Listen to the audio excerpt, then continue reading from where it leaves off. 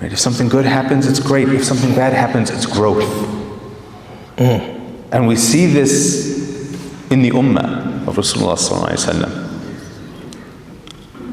There's a lot of discussion now about the political state of the ummah, and we bemoan the loss of the khilafahs, and we wish we had the strength that Muslims had in the past, and we look at these situations like Sudan and Gaza, and we think, if we had the strength that we had in the past, this wouldn't be happening.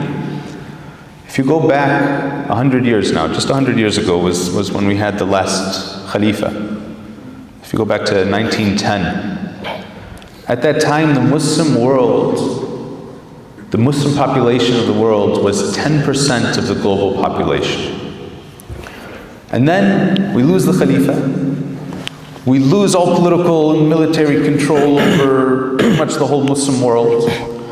We enter this century of oppression, century of humiliation, and we feel like we're in the worst state we've ever been in today.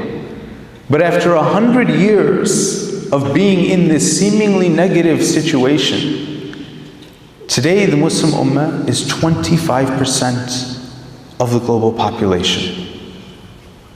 We only grew in that time of oppression. In this time of chaos, leaderlessness, we only grew, we only expanded. Muslims went from being in a couple of regions of the world to being in every part of the world. Today, there is not a country in the world where you will not be able to go and comfortably find a mosque somewhere nearby you. Anywhere in the world. We've grown to every part of the world. We've more than doubled in size. That's what, 150% growth, I think? I'm not good at math. In 100 years. Think about that. It took 1,300 years to go from 0% of the world's population to 10% of the world's population. 1,300 years. And then it took 100 years to go from 10% of the world's population to 25% of the world's population. The Muslim Ummah is anti-fragile.